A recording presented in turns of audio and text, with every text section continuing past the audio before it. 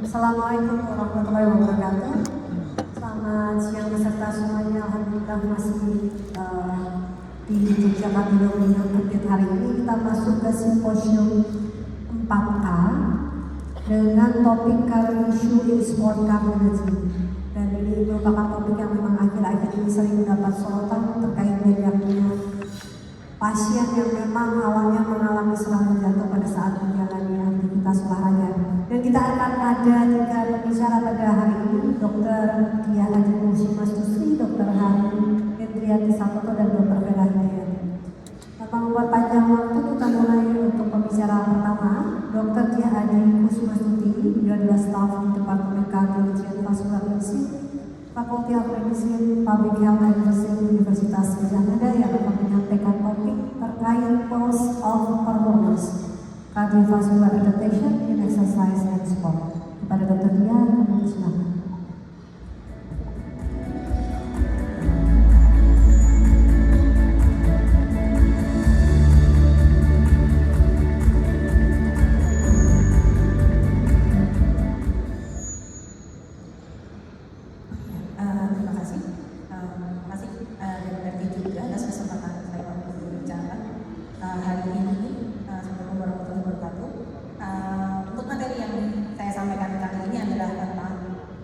Pulse of performance, cardiovascular adaptation in exercise and sport.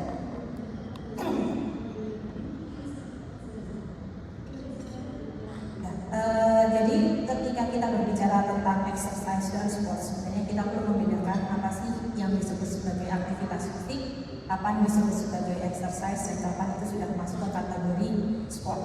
Jadi kalau untuk aktivitas fisik sendiri didefinisikan sebagai gerakan tubuh apapun yang berasal dari kontraksi dari muskuloskeletal dan membutuhkan energi dari di atas metabolic rate ketika istirahat.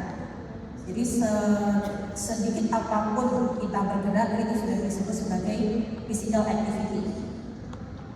Tapi ketika kita melakukan exercise yang tujuannya adalah untuk mendapatkan fungsi atau manfaat untuk kesehatan, itu yang disebut sebagai recreational exercise. Ini mungkin yang sebagian besar dilakukan oleh orang-orang yang bertujuan untuk mencari manfaat dari exercise tersebut.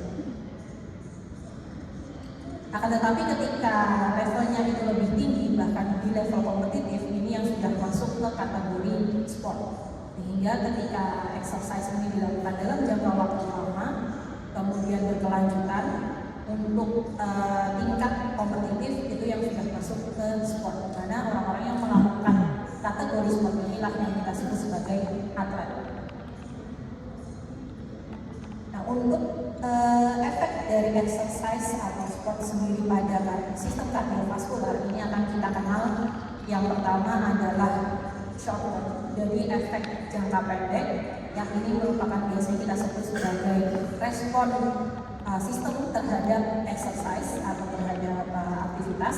Akan tetapi ketika ini dilakukan secara berkelanjutan dalam jangka waktu yang lama, maka akan muncul efek long termnya, yang ini merupakan sudah bentuk adaptasi dari sistem kardiovaskular terhadap exercise yang dilakukan.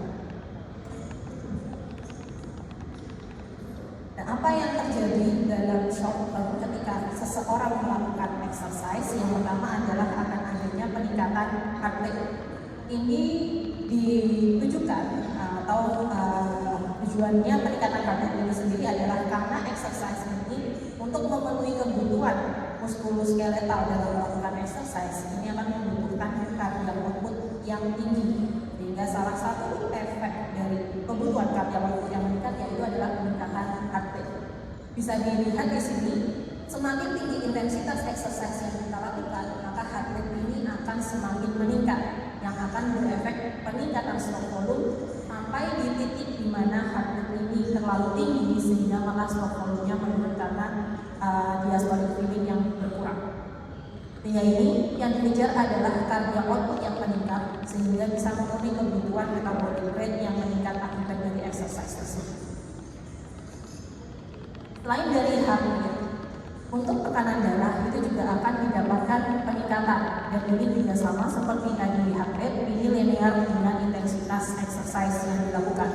Semakin tinggi exercise intensity, maka akan semakin tinggi respon dari blood pressure. Dan ini baik pada exercise yang bersifat dinamik ataupun statik, itu sama-sama meningkatkan blood pressure ketika peningkatan intensitasnya. Nah, ketika exercise ini baik statik ataupun dinamik itu dilakukan dalam jangka waktu yang panjang, ini kalau untuk cut off point dari panjang ini memang berbeda-beda. Ada yang bilang dalam 1 minggu lebih dari 4 sampai 6 jam itu sudah masuk ke dalam exercise yang heavy exercise, maka akan ada perubahan hemodinamik yang muncul, dan ini biasanya saat ini akan muncul perubahan pada struktur kardiovaskular sebagai bentuk adaptasi dari exercise tersebut dan hemodinamik yang berubah. Sedangkan aktivitas exercise sendiri itu bisa dibagi menjadi 2, yaitu yang pertama adalah endurance, yang kedua adalah strength. Ini dari yang bisa kita bilang ada isometrik dan isotonik. Untuk endurance exercise sendiri ini biasanya akan mengakibatkan peningkatan di cardiac output dengan peripheral vascular resistance yang normal atau bahkan menurun, sehingga hemodynamic changes yang terjadi itu lebih berpusat pada volume, baik ini pada keempat chamber di jantung. Akan tapi kalau yang dilakukan adalah strength training, maka yang berubah adalah lebih ke peningkatan peripheral dari peripheral vascular resistance-nya. Ketika kita melakukan strength training, maka peripheral vascular resistance ini akan meningkat walaupun mungkin dalam durasi yang pendek. Akan tetapi untuk cardiac output itu tidak akan ada perubahan yang signifikan. Dari penelitian yang dilakukan oleh Mark ini pada tahun 1975 pada orang yang melakukan ini dilakukan pada atlet renang, kemudian atlet wrestler, gulat, dan kontrolnya adalah populasi yang tidak melakukan olahraga. Jadi untuk atlet renang ini sebagai sampel dari populasi yang melakukan endurance training, kemudian untuk gulat ini yang melakukan strength training, ini dilihat perubahan yang terjadi pada jantungnya. Dan didapatkan pada atlet yang melakukan strength training ini didapatkan perubahan berupa konsentrik hipertrofi dari ventrikel kirinya.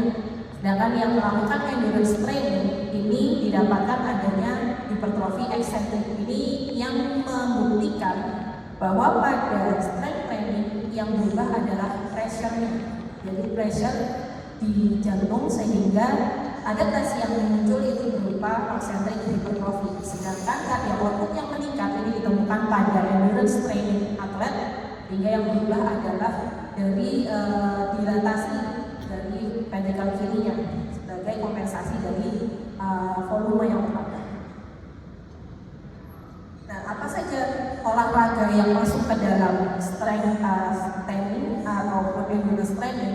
Itu memang tidak ada satu olahraga yang memang benar-benar hanya masuk di satu kategori, karena sebagian besar olahraga ini merupakan kombinasi antara strength maupun endurance. Akan tetapi mana yang dominan dan mana intensitas yang tinggi ini akan mempengaruhi perubahan struktur jantung yang ditemukan pada orang-orang yang melakukan dalam jangka waktu yang lama. Kalau kita lihat misalnya yang sering dilakukan misalnya adalah berenang, kemudian badminton, atau mungkin bahkan bersepeda, ini masuknya ke dalam yang memang gabungan antara dynamic dan strength.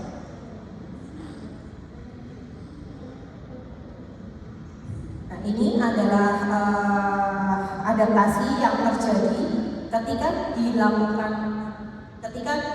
didapatkan atau seseorang melakukan endurance training dari jantung yang konfigurasinya normal, baik yang maupun right ventricle-nya, ini akan berubah, dan adaptasinya ini akan muncul sebagai hipertrofi.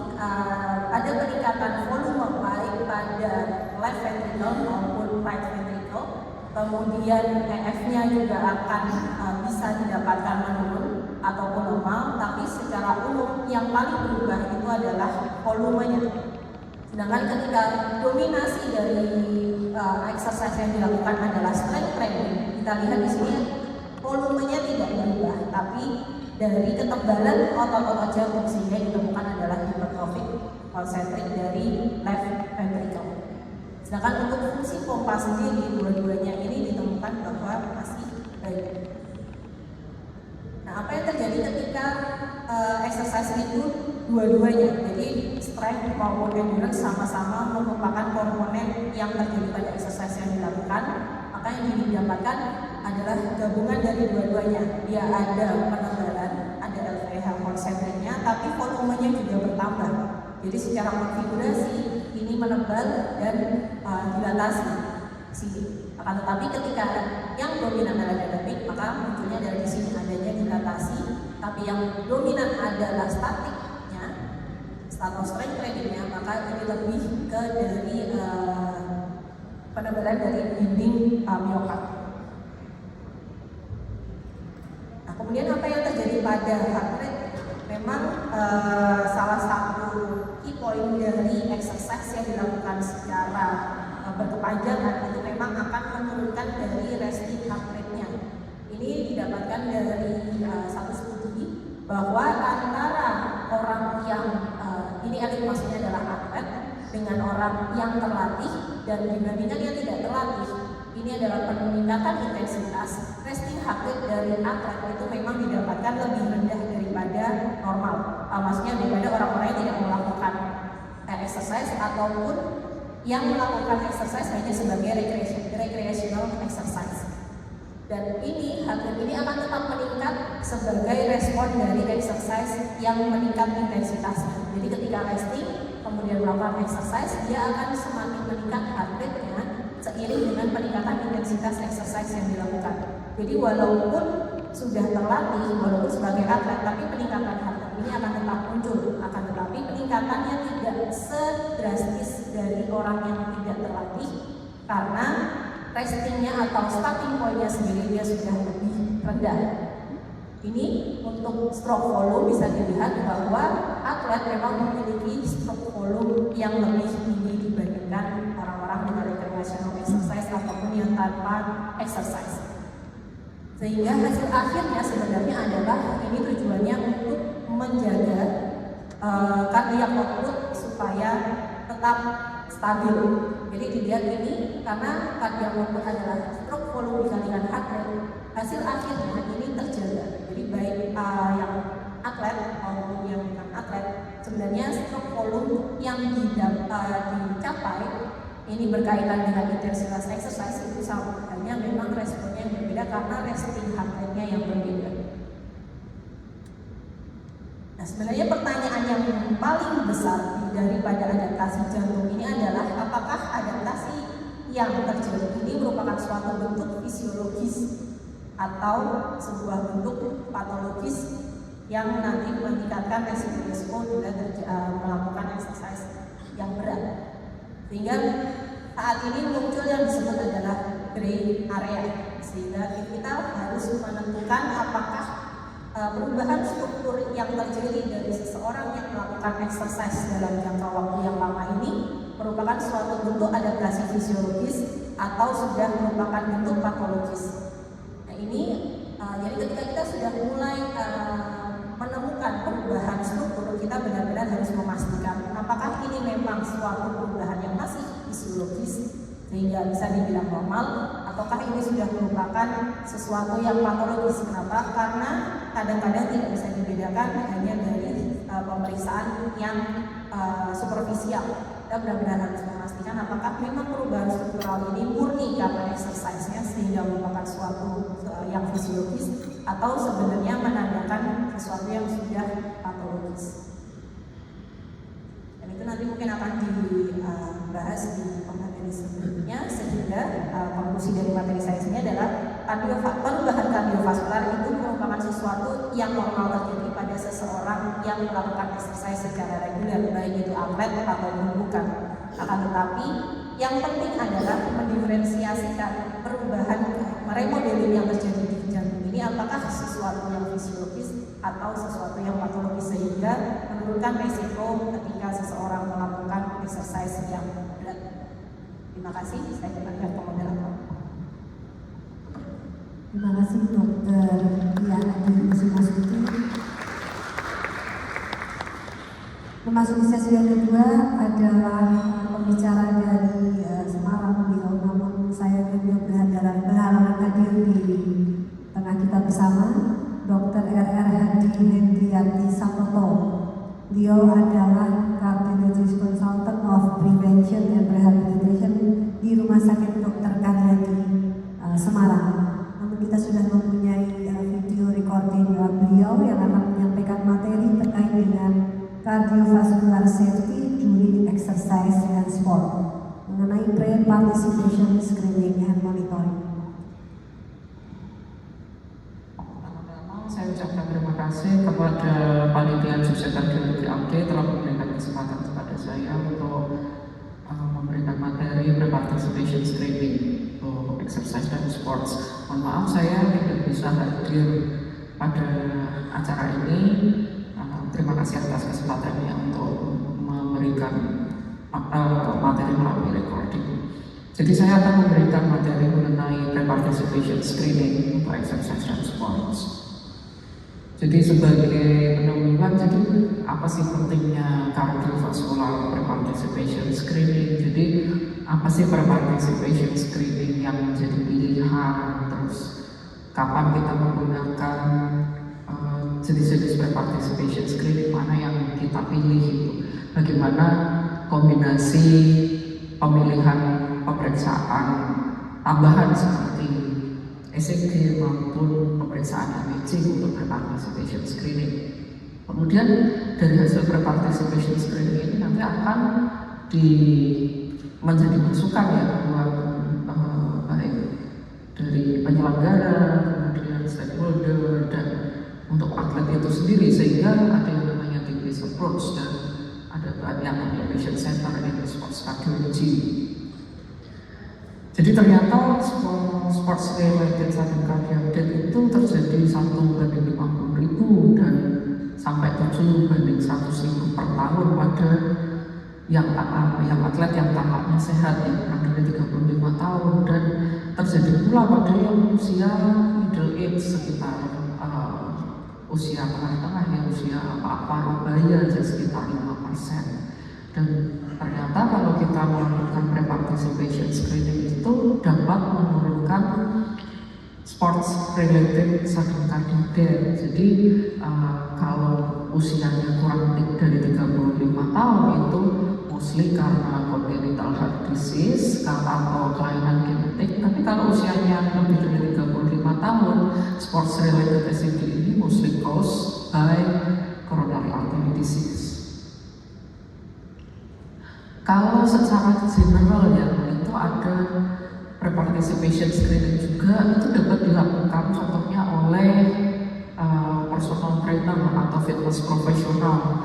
Jadi yang kayak trainer di gym atau trainer atau coach yang bekerja bersama atlet itu sebenarnya bisa melakukan pre-participation screening. Salah satunya dia pakai Parkin Plus yang tahun 2020 atau kayak questionnaire gitu dari ACSM, namanya Exercise Pre-Participation Health Screening Questionnaire. Kemudian untuk health profesional kayak dipantau langsung oleh seorang dokter, ada yang namanya APSC konsensus untuk yang atlet.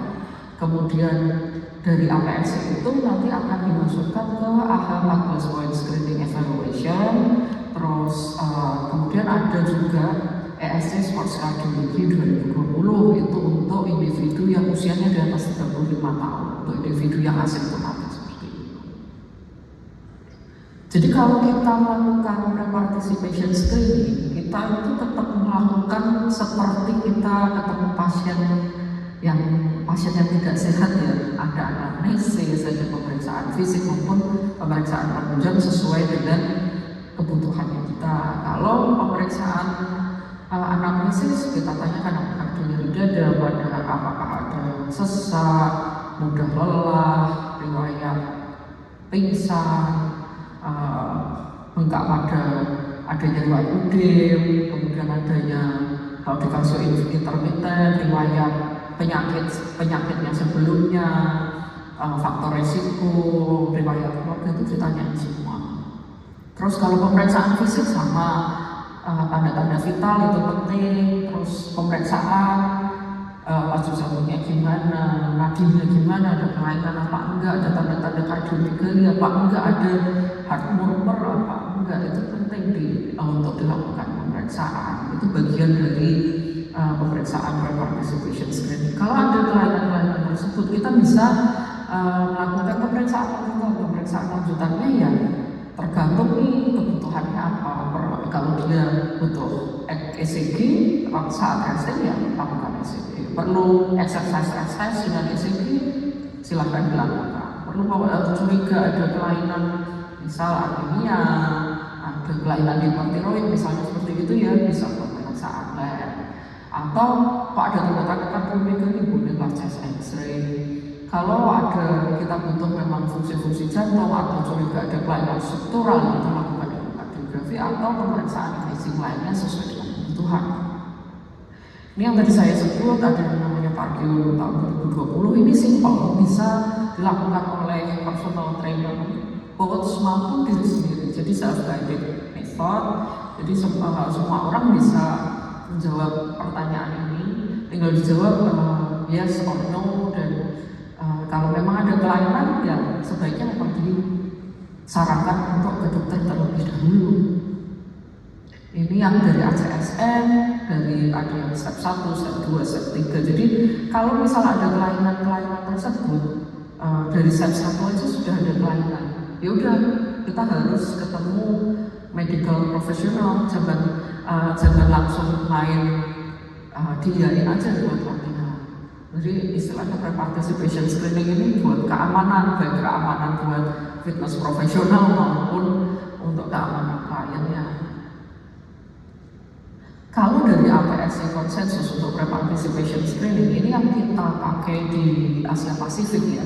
Jadi kita harus tahu dulu exercise intensity itu seperti apa, jenis olahraga apa yang masuk ke low intensity, moderate intensity maupun high intensity. Jadi kalau yang komponen ke atas itu komponennya static komponen, yang dominan resistan. Kalau yang komponen menyamping ini dia yang dynamic exercise ya cenderung ke endurance ya. Dan kalau yang kita lihat, kalau yang di pojok kanan atas ini berarti dia high static komponen, high dynamic komponen. Tentunya istilahnya dia yang paling berat ya buat jenis exercise intensity. Kalau yang low intensity tentunya cuma di pojok kiri bawah itu yang low intensity. Kenapa sih kita harus tahu ini? Soalnya nanti masuk ke algoritma pre-participation screening APSC itu kalau ada yang competitive athlete, kalau dia low intensity sports kita tidak perlu buat rutin kardiovascular screening gitu. Jadi langsung aja buat partisipasi. Kalau udah masuk di moderate to high intensity sports harus dilakukan rutin kardiovascular screening. Jadi harus dilakukan apa? History dan physical examination dan EKG. Kalau ada abnormal finding, ya kita harus refer ke physician ya untuk dilakukan evaluasi lanjutan. Jadi kalau dari questionnaire-nya ada kelainan, terus ada abnormal dari pemeriksaan fisik yang abnormal, kemudian ECG-nya ternyata nggak normal juga gitu. Jadi kita harus masuk ke pemeriksaan lanjutan. Dan kalau atlet itu sudah pernah mengalami kardiomiopati, myokarditis, perikarditis, ada CAD, aritmia, cefalopati maupun COVID-19, dia harus konsul ke dokter jantung untuk apakah pasien ini qualified untuk return to sports. Jadi kita kan tadi pakainya screeningnya AHA ya. Kalau screeningnya AHA itu tadi ada pemeriksaan anamnesisnya itu dari personal history maupun family history. Terus kemudian dilanjutkan dengan physical examination. Physical examination nyarinya apa? Heart murmur, femoral pulse, terus ada tanda-tanda sindrom Marfan, terus pemeriksaan tensi itu penting. Terus pemeriksaan ini ya kayak ECG itu sebenarnya kalau di AHA itu enggak rutin. Tapi kalau ada lebih baiknya ya kalau untuk pemeriksaan awal ada baiknya untuk semua atlet itu dilakukan screening dengan menggunakan ECG. Karena kita nggak tahu nih Pak, seseorang ini bakal mengaku ada kelainan personal history atau family history, karena atlet tentu aja itu kan pekerjaannya. Akan lebih baik kalau kita punya data awal, data baseline untuk dilakukan pemeriksaan ECG. Kalau yang di USJ itu rutin untuk dilakukan pemeriksaan ECG. Kemudian ini sama sih, ada pemeriksaan lainnya terkait pre-participation screening. Pertanyaannya mirip-mirip sama kayak yang ada tadi. Jadi personal history, family history, kemudian physical examination. Hampir sama semua. Kemudian untuk usia di atas 35 tahun itu kita pakai yang dari ESC Sports Cardiology tahun 2020. Kalau seseorang itu asymptomatik usianya lebih dari 35 tahun dan dengan risk factor, kita harus hitung dulu skornya berapa. Kalau dia low CVD risk score memang tidak perlu further investigation gitu, dan dia physically active. Tapi kalau dia high or very high CVD risk score, skornya itu lebih dari 5, dan dia awalnya itu dengan faktor risiko maupun dia sedentar awalnya, kita harus lihat dulu intensitas dari aktivitas yang akan dilakukannya itu bagaimana. Kalau dia low to intermediate, kita tidak perlu further investigation. Tapi kalau intensitas latihannya nanti high atau very high, kita paling nggak harus melakukan exercise stress test secara maksimal, functional imaging, atau kalau perlu ya CTA juga. Kalau memang kita ketemu high risk feature ya harus diatasi dulu masalah koronernya misalnya, atau dia perlu pengobatan ya harus diatasi dulu, baru kita obatin, baru kita evaluasi ulang dengan contohnya dengan exercise stress test. Itu berulang kita kembali lagi ke olahraganya bagaimana. Tapi kalau normal ya silahkan lanjutkan saja sesuai dengan hasil dari maksimal stress testnya. Jadi hal ini penting buat dokter-dokter yang misalnya nanti ketemu pasien usianya udah di atas 35 dan mereka mau memulai lagi untuk berolahraga. Jadi harus dilakukan pre-participation screening terlebih dahulu. Kemudian kalau kita menemukan ECG yang sekiranya tidak normal, pasiennya itu dengan aktif ya, termasuk individu yang aktif itu. Jadi kita pakai kriteria yang dari tahun 2017. Jadi kriteria mana aja sih yang normal, mana yang borderline, mana yang abnormal. Kalau normal-normal aja ya silahkan, kita nggak perlu further evaluation. Tapi kalau ada borderline ECG, kalau cuma 1-2 nggak apa-apa, lanjut aja olahraga. Tapi kalau ada lebih dari sama dengan 2 ya kita harus assess, kita perlu pemeriksaan lanjutan. Mungkin nanti masih perlu ekokardiografi, apalagi yang abnormal, udah pasti harus pemeriksaan lanjutan sesuai dengan kebutuhan si pasien.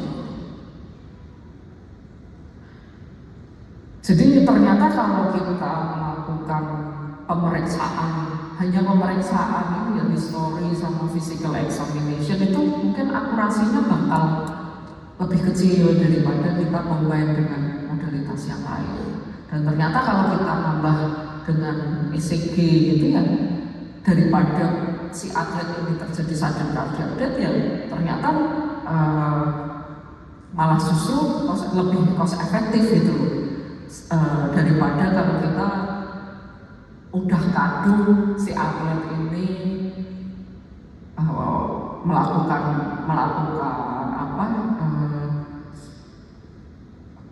olahraga atau kompetisi, tapi dia ternyata malah terjadi sakit kardiaknya. Ternyata lebih real. Dan ternyata kalau kita melakukan pemeriksaan fokus eko ya, jadi fokus kardiak ultrasound exam selama 10 menit itu ternyata juga lebih murah gitu. Jadi pemeriksaannya cukup diperiksa yang perlu saja. Kalau memang atlet yang benar-benar masih muda, kurang dari usia 12 tahun, itu memang cost effectiveness-nya lebih rendah daripada yang usia tua. Jadi kalau pertimbangannya, misal dia usianya sudah di atas 12 tahun ya nggak masalah kita mau meriksa ECG, mau meriksa kardiak ultrasound yang fokus itu lebih baik gitu. Tapi kalau usia di bawah itu sih nggak perlu amat, karena cost effectiveness-nya sama aja. Jadi kalau atlet, kalau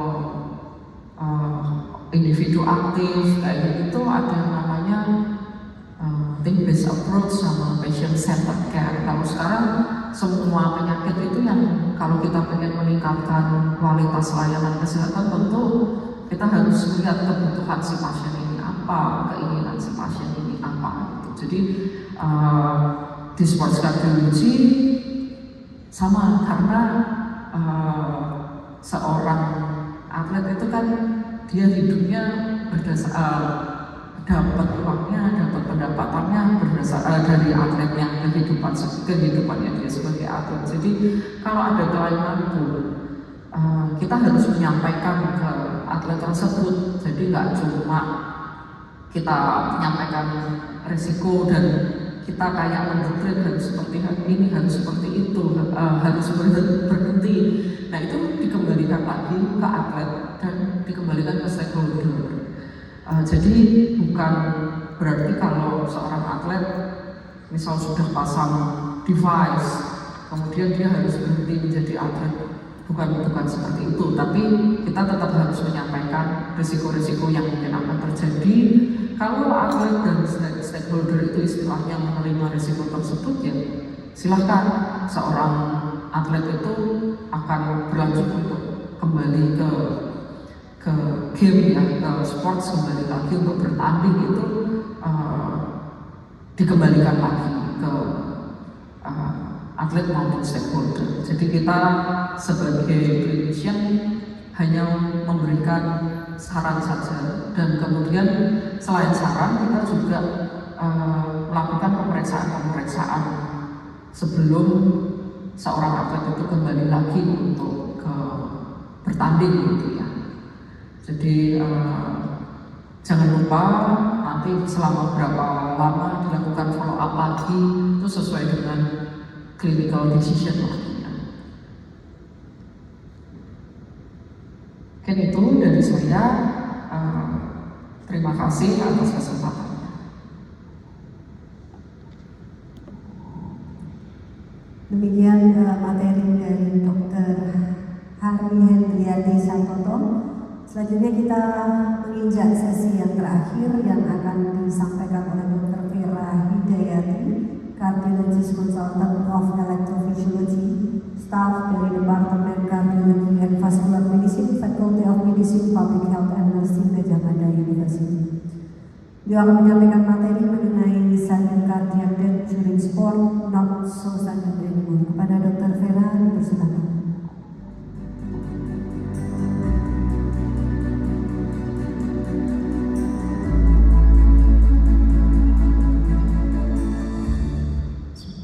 Assalamualaikum warahmatullahi wabarakatuh. Selamat siang saudara sekalian. Terima kasih masih bertahan sampai si poin di siang hari ini. Dan pada siang hari ini saya mendapat tugas untuk melanjutkan yang tadi dari pembicara pertama dan kedua dengan tema sudden cardiac death during sport, not so sudden anymore. Yang outline saya rasa hanya beberapa hal saja. Jadi hanya reminding ya, pada tahun 2011 aktor Ajiman Said meninggal dunia mendadak pada saat bermain bola. Lalu Ricky Joe juga mengalami hal yang sama. Kemudian tentu saja sudah kita kenal Christian Eriksen pada saat bermain sepak bola, res dan ditolong kemudian bisa survive. Dan ini adalah salah satu atlet basket yang sayangnya tidak survive. Kemudian tidak hanya atlet, tetapi juga para mungkin orang awam yang hobi olahraga ya, diduga serangan jantung seorang pesepeda meninggal di Nasional Mayang. Dan tentu saja ini yang kita kenal dengan salam badminton sayangnya terjadi di Jogja. Ini ada beberapa definisi tentang sudden cardiac arrest dan sudden cardiac death. Jadi kalau sudden cardiac death itu adalah kematian yang diasumsikan terkait dengan problem kardiak, di mana terjadi dalam waktu 1 jam dari onset untuk kematian yang disaksikan dan yang dalam waktu 24 jam untuk kematian yang tidak disaksikan. Jadi artinya memang suddennya itu di sini tiba-tiba yang tadinya dia masih sehat ngobrol, oh kemarin saya ketemu, tahu-tahu besoknya diberitakan sudah meninggal. Itu yang dimaksud dengan sudden cardiac death. Sebagai introduksi bahwa sebenarnya olahraga itu kan kata orang baik, olahraga ini baik karena dengan olahraga itu sudah terbukti bahwa akan menurunkan risiko terkait kardiovaskular seperti misalnya penyakit jantung koroner, kemudian dia akan menambah efisiensi kerja dari jantung seperti yang dipaparkan Dr. Dian tadi. Tetapi memang ada sebagian kecil individu dalam kondisi kardiak tertentu yang justru exercise ini meningkatkan risiko sudden cardiac death. Dan beberapa referensi menunjukkan kematian sudden cardiac death ini menjadi leading cause penyebab kematian utama pada atlet muda. Beberapa referensi memang menyampaikan definisi sudden cardiac death yang bervariasi ya. Insidensinya sayangnya di Indonesia memang belum banyak data sehingga kita baru punya data yang dari luar. Di negara barat sudden cardiac death itu sekitar 13-20% dari total kematian semua.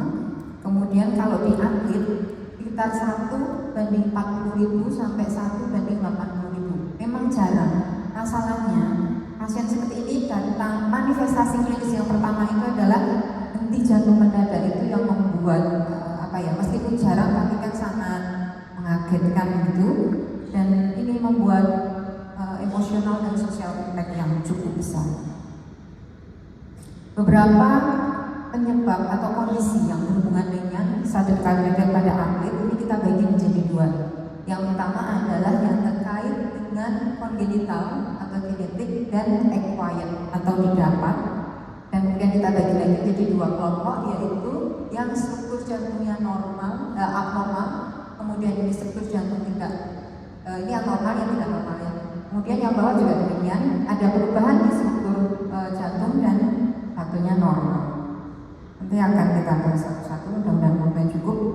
Penyebab dari sudden cardiac death di atlet tadi disampaikan Dr. Arti sebelumnya, ini kita ada publikasi yang terkait dengan usia. Ini kita bisa perhatikan pada usia yang di bawah 35 tahun itu yang paling banyak penyebabnya adalah channelopathy. Makin besar lingkarannya artinya yang makin sering ya. Yang kedua kardiomyopati, dan pada usia yang lebih muda itu coronary artery disease dia lebih jarang dibandingkan yang usianya di atas 35 tahun. Paling banyak penyebabnya adalah penyakit koroner. Ada satu penelitian di mana penelitian yang dilakukan di Amerika, dia melakukan autopsi pada atlet. Di sini didapatkan yang 12,7% penyebab kematian itu adalah karena hipertrofi kardiomyopati. Kemudian yang paling besar sebenarnya itu yang 17% ya, idiopathic left ventricular hypertrophy atau post-stroke cardiomyopathy. Dan coronary artery disease sekitar 7 orang, yang paling banyak HCM dan rheumatic valve. Apa yang menjadi faktor risiko? Beberapa hal, yaitu faktor risiko ini meningkat pada laki-laki perbandingannya 1:37.000 dibandingkan wanita. Kemudian pada Asia Black dibandingkan dengan white dan Hispanic. Dan data dari Amerika menunjukkan sportnya apa? Basket, soccer, football. Ini adalah sport atau olahraga yang kompetitif. Yang kalau kita perhatikan dari slide dari Dr. Arti itu dia yang termasuk high intensitas exercise. Dari SD tahun 2022 mempublikasikan tentang bagaimana kita melakukan screening pada ini, kalau ini tidak populasinya tidak atlet tapi pada populasi umum, di mana di sini dilakukan screeningnya berdasarkan usia. Sama seperti tadi secara umum bahwa kalau yang usianya lebih muda maka probabilitasnya adalah lebih masalah kardiomiopati atau channelopati. Sementara kalau pada usia yang lebih tua di atas 35 tahun terkait dengan problem koroner. Nah, tadi exercise ini memang menyebabkan remodeling. Ada dua hal remodelingnya, yaitu remodeling elektrikal sehingga dia akan membuat adanya kelainan EKG. Selanjutnya adalah subluar remodeling, sehingga pada subluar remodeling maka akan terjadi tadi hipertrofi eksentrik atau yang konsentrik. Efeknya apa? Akan terjadi aritmia pada atlet pada hal tersebut. Misalnya pada atlet yang dia exercise maka sangat mungkin dia mengalami dehidrasi, kemudian adrenaline surge yang berlebihan, electrolyte imbalance dan juga gangguan asam basah. Kalau pada atlet yang tanpa kelainan jantung, kadang ini tidak memberikan masalah. Tetapi kalau yang previously dia punya kelainan jantung tetapi belum diketahui, ini bisa menjadi fatal karena bisa menyebabkan sudden cardiac death. Ini diambil otopsi ya dari pasien atlet, didapatkan bahwa ada hipertrofi kardiomiopati, otaknya segitu tebal yang menyebabkan pasien dengan HCM itu kan dia prone untuk menjadi ventricular arrhythmia, akhirnya mengalami sudden cardiac death. Lalu bagaimana cara men-screening atlet? Sebenarnya sudah lebih lengkap dipaparkan dari Dr. Arti, saya hanya mereview atau meresumekan. Tentu saja personal history, kemudian EKG, echo dan pemeriksaan penunjang sesuai yang dibutuhkan. Dari konsensus statement yang baru dari tahun 2024 Little Society, ada banyak hal sebenarnya yang disampaikan, tapi saya hanya mengambil beberapa saja bahwa memang direkomendasikan pada atlet yang dengan gejala yang terkait dengan aritmia itu perlu walk up lebih lanjut. Apa yang diperlukan sesuai dengan pasien yang biasa. Memang kalau perlu echo atau treadmill atau halter kita bisa lakukan. Lalu bagaimana, ini tadi saya sudah disampaikan Dr. Arti ya, EKG apa yang normal dan tidak normal. Abnormal findings pada atlet saya skip saja. Nah, ada beberapa EKG yang dia unrelated dengan regular training. Artinya apa? Artinya previously dia sudah ada masalah patologi kardiovaskuler yang tidak terdiagnosis karena tidak diperiksa. Dan ada dari sebab-sebab yang tadi yang paling sering berhubungan menyebabkan kematian jantung mendadak pada atlet adalah hipertrofi obstruktif kardiomiopati, genital coronary anomaly, kemudian genetik ya, channelopati, brugada, CVVD, arteria kolong, titik dan seterusnya, ARVC termasuk sebagai kardiomiopati, bahkan ada WBW di sini, lagi trauma dan kemudian kondisi. Secara umum beberapa kondisi yang menyebabkan metal aritmia dan banyak, mungkin nanti akan kami sampaikan singkat beberapa saja. Kardiomiopati dan primary electrical disease yang sering tadi adalah HCM ya. Dari HCM apa EKG-nya? EKG-nya yang bisa kita dapatkan adalah LVH, tidak version dan P-wave. Kemudian dari ARVC kita bisa mencurigai apabila mendapatkan P-wave version itu 1 sampai V3 dan juga adanya epsilon wave. Lalu long kidney syndrome tentu saja kita dapatkan gambaran pemanjangan QT pada EKG. Ini adalah gambaran, contoh-contoh gambaran EKG dan HCM ya, dia P-wave version, kemudian LVH dan ada geopatologis. Kemudian ini adalah contoh EKG RVC. RVC itu dia ada displasia di area trigonum triangle dari RV yang dia menyebabkan adanya sel-sel yang berubah sifat sehingga mudah terjadi ventricular arrhythmia. Dari dua kriteria mempublikasikan beberapa kriteria untuk mendiagnosis RVC. dari beberapa komponen ya. Jadi dari gangguan abnormalitas repolarisasi, kemudian abnormalitas depolarisasi dan ventricular arrhythmia dari beberapa pemeriksaan, mulai dari EKG, ECMO, bahkan MRI. Ini adalah contoh EKG RVC, dapatkan TBF version ya, dari 1 sampai P3 dengan PT. Lalu longitudinal syndrome. Longitudinal syndrome ini ada banyak, terutama dari yang longitudinal 1 yang dia ventricular arrhythmia muncul pada saat berenang atau exercise. Kemudian yang kedua karena adanya trigger auditory, dan yang ketiga pada saat tidur.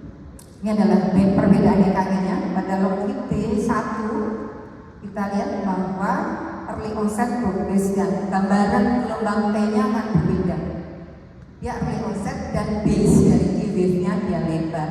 Sementara pada longitudinal tipe 2 dia lebih pendek atau amplitude of T wave. Kemudian untuk yang longitudinal tipe 3 dia onset T-nya di belakang, lebih lambat. Kalau yang satu di sini ya. Kalau yang pendek begini dia biasanya tipe 2. Kemudian berganda, CPVT, stability. Nah ini EKG-nya dari saya langsung contoh ya. Berganda sangat khas dari EKG. Kalau EKG suspicious berganda, dokter bisa ambil highly untuk mengkonfirmasi, melihat apakah dia reveal berganda tipe 1 atau tidak. Yang bermakna klinis yang berganda tipe 1. Kemudian ini ya bidirectional VT. VT yang terindus pada saat exercise. Ketika exercise justru muncul bidirectional VT. VT-nya dua arah. Jadi satunya ke sana dan satunya aksisnya berbeda. Ya, lalu WPW syndrome seperti yang tadi di sesi sebelumnya saya sampaikan. WPW syndrome atau ventricular excitasi ya, kita dapatkan membedakan peri-interval, kemudian delta wave dengan QRS yang menyebar. Yang bahaya, yang menyebabkan sudden cardiac death itu apabila WPW terjadi bersama atrial fibrilasi. Jadi karena ada chaos di atrial yang dia lebih memilih lewat bypass track dibandingkan lewat AV node, sehingga di ini nggak ada saringan ya, nggak ada decremental property di aksesoris pathway. Kalau AF sinyalnya di sini beatnya si atrial itu sepatutnya bisa sampai 400 bahkan 500 beat per menit. Kalau 400 beat per menit itu diteruskan ke ventricle tanpa ada saringan di situ, tentu saja sangat mudah terjadi ventricular fibrillasi. Jadi sehingga memang pada pasien dengan BPW termasuk salah satu penyebab sudden cardiac death. Nah ini adalah resumenya ya dokter sekalian untuk pre-practice examination khususnya untuk ECG screening, mulai dari kelainan D-wave, ST depression, D-wave inversion, bahkan atrial abnormality, right ventricular hypertrophy, kemudian IVCD, intraventricular conduction delay, kemudian QRS biasanya yang tadi berganda, reeksitasi, bahkan adanya AF atau FATA.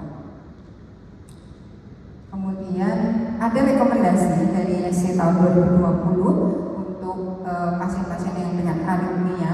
Yang pertama terkait dengan pasien dengan AF, sebenarnya hampir sama dengan pasien yang biasa. Tetap ada indikasi untuk dilakukan tindakan ablasi apabila keluhannya recurrent dan simptomatik.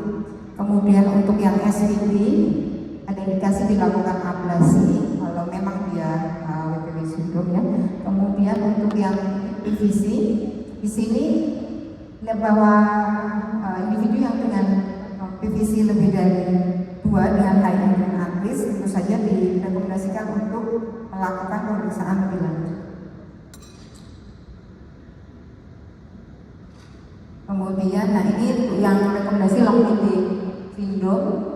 Hati-hati ya pada longitudinal ini, jangan sampai ada, kita harus bisa membedakan apakah longitudinal ini suatu acquired atau memang bawaan. Kalau acquired yang paling sering adalah kondisi hipokalemi.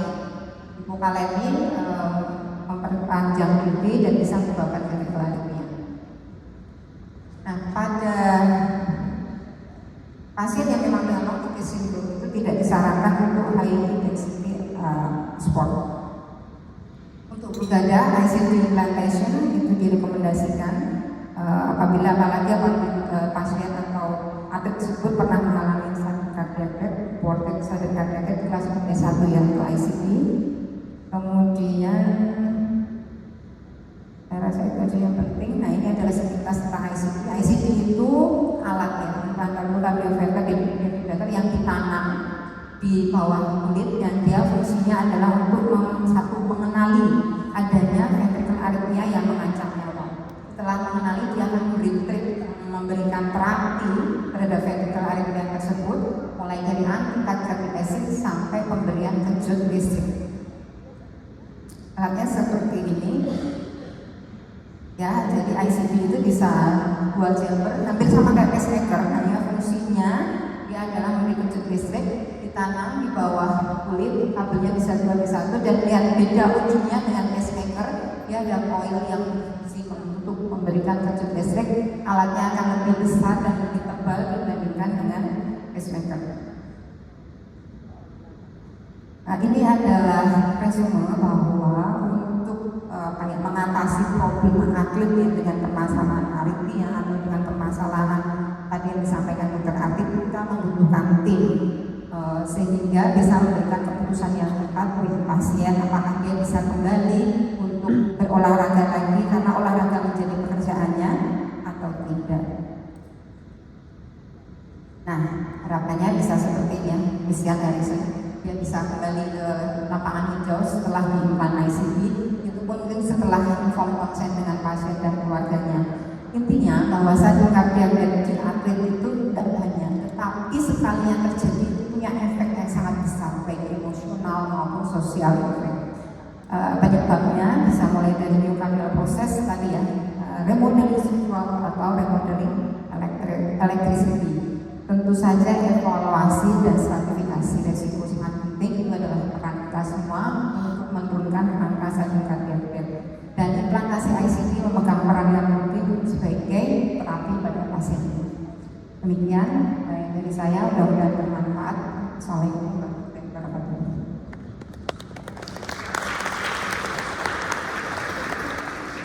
Terima kasih Dr. Vera Hidayati. 3 pembicara sudah menyampaikan materinya. Kita buka untuk sesi tanya jawab. Mungkin ada peserta yang ingin menyampaikan pertanyaan, silakan. Karena olahraga ini tidak hanya untuk atlet ya. Silakan dokter, tolong disebutkan nama dan asal dokter. Terima kasih dokter. Nama saya Haris dari RSI Klaten.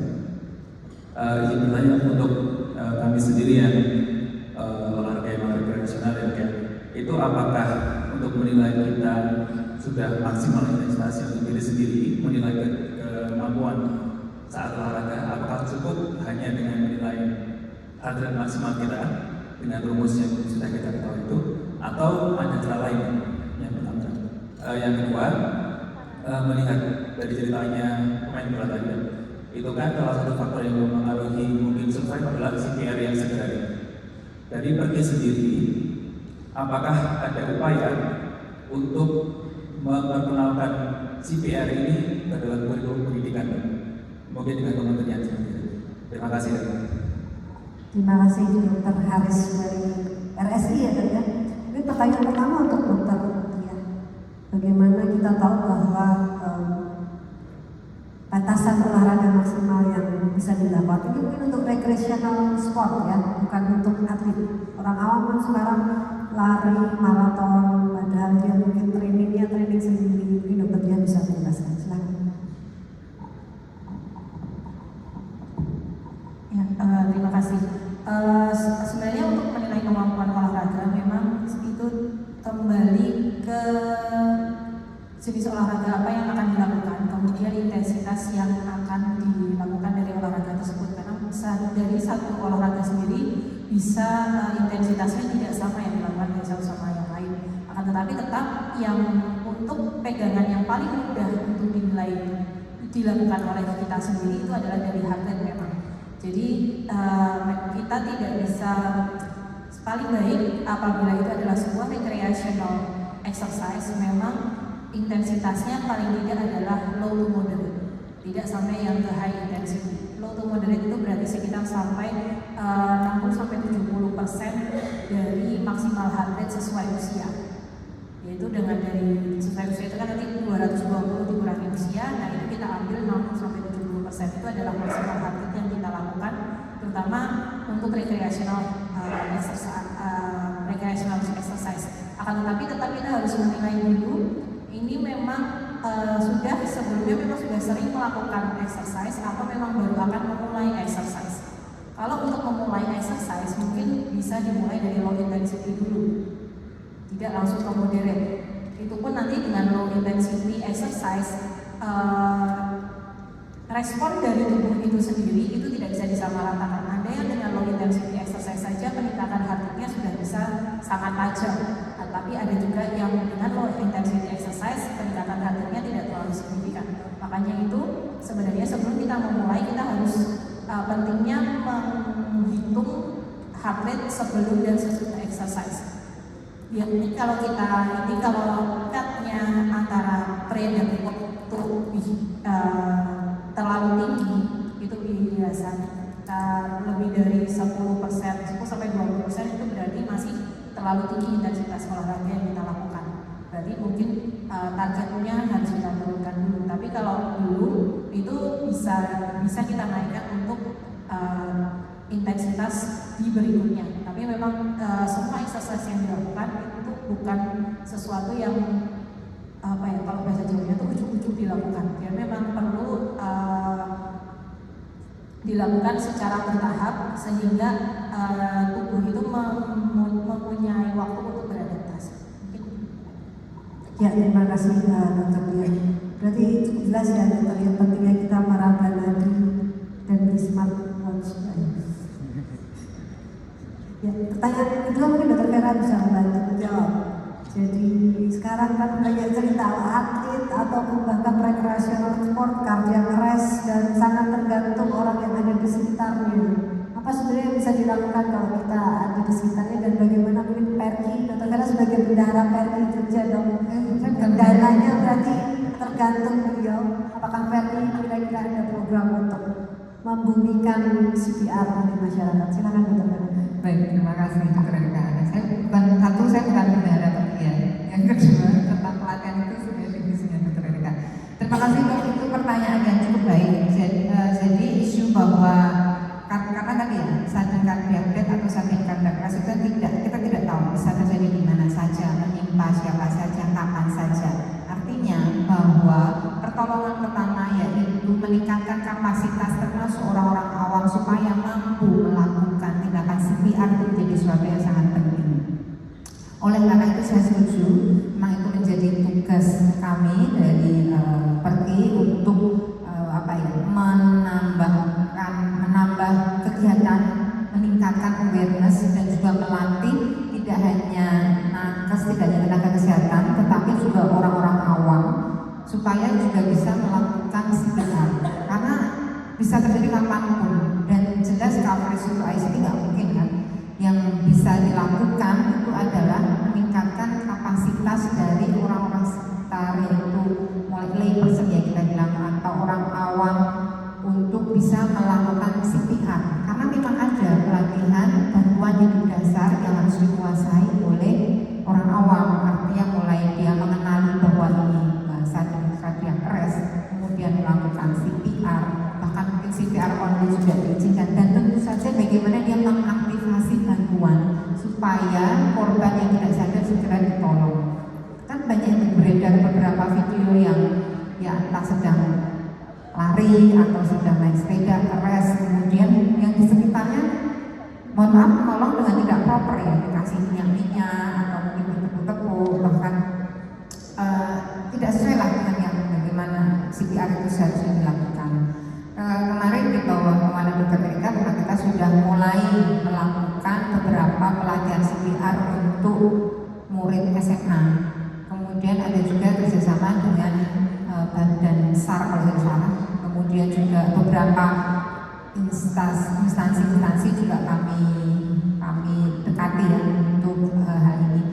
Tetapi itu bukan hal yang mudah ya, karena tentu saja membutuhkan biaya dan juga program yang terstruktur supaya pengennya sih bisa masuk ke kurikulum, sehingga kayak kalau di murid-murid yang di Jepang itu kan dilatih kalau ada gempa seperti apa itu dari TK jadi lagi pelatih CPR ini mungkin ya nggak mungkin ke, bukan karena SPP, mungkin ke minimal ke anak SMA yang kemarin mereka pernah melakukan bersama tim dari Turki. Sambutannya cukup baik, tapi saya rasa ini nanti perlu kita kita kembangkan. Demikian dokter. Ya, terima kasih dokter Vera. Jadi memang tugas PMI itu dok salah satunya dan tugas kita semua sebagai medis untuk membumikan bantuan hidup dasar. Namun memang kalau nanti dari teman-teman sekalian ada yang tertarik melakukan latihan bantuan hidup dasar di lingkungannya, kami PMI dengan sangat senang hati akan membantu dok. Biaya bisa didiskusikan dok. Karena intinya memang kita ingin membumikan CPR terutama untuk masyarakat awam. Bahkan untuk kemarin program-program di sekolah itu for free. Juga untuk tim SAR sekaligus seperti itu karena kita tahu mereka lah yang berada di garda terdepan. Sehingga kalau memang berminat mungkin bisa bersurat ke PMI nanti akan kita bisa fasilitasi sebisa mungkin. Mungkin ada satu lagi pertanyaan. Silakan dokter.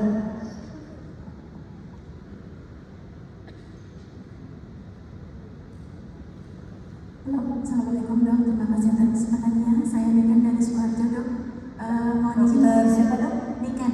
Dokter Niken, silakan dok. Mohon izin dok, untuk atlet saat itu, untuk atlet yang sudah pensiun dok, itu apakah remodelingnya bisa kembali seperti semula? Jadi sudah tidak ada dilatasi dan hipertrofi kembali. Kemudian untuk ECG-nya dok, ECG findings-nya kita tetap menggunakan cut off yang untuk atlet atau kembali ke baseline yang ECG seperti orang pada umumnya dok. Terima kasih dok. Terima kasih dokter Niken. Jadi ada dua pertanyaan, satu untuk dokter Diah dan satu untuk dokter Vera. Yang untuk dokter Diah seperti remodeling ya, misalnya atlet dia sudah kemudian pensiun, berapa lama sih jantungnya akan bisa kembali normal atau dapat silakan dokter Diah. Terima kasih dokter. Untuk seseorang yang sudah dengan atlet memang ada studi yang mengatakan akan bisa kembali reverse remodeling ketika sudah tidak melakukan exercise yang seintens ketika menjadi atlet. Tapi untuk waktunya sendiri, untuk cut off point-nya itu memang belum ada standarnya bahwa dia akan kembali dalam berapa tahun, itu nggak ada.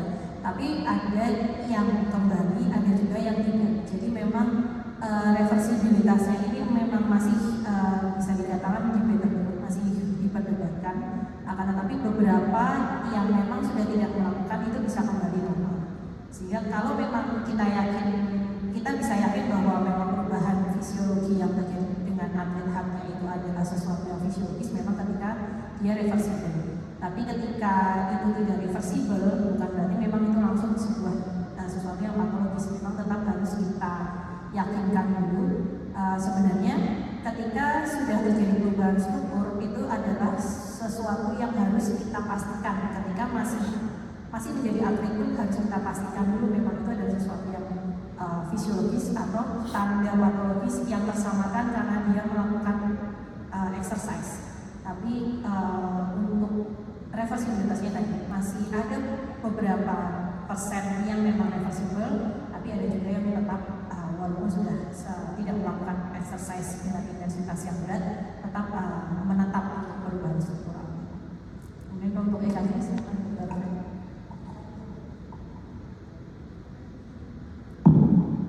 perubahan electricity terkait dengan atlet yang di training kemudian yang seperti itu mengikuti dari natural history perubahan struktural. Kalau yang perubahan EKG terkait dengan training itu adalah berdasarkan LVH, ventricular hypertrophy, related dengan perubahan struktural. Tetapi kalau perubahan EKG yang terkait penyakit jantung yang seperti channelopathy atau kardiopati yang revisi, itu tidak ada perubahan yang kita membedakan antara ada training atau tidak. Karena kriteria diagnosis misalnya untuk bergada, untuk longevity, kemudian untuk CVT itu kriteria diagnosisnya sama. Kita tidak membedakan, termasuk ARVC pun kita hanya menggunakan yang tadi panduannya menggunakan PAD-2 score. Kalau yang berubah mungkin kriteria untuk LVH-nya, apakah memang masih didapatkan kriteria gambaran LVH dari EKG hati. Karena LVH ada pasien yang hipertrofi kardiometabik, tentu saja itu related dengan penebalan ototnya.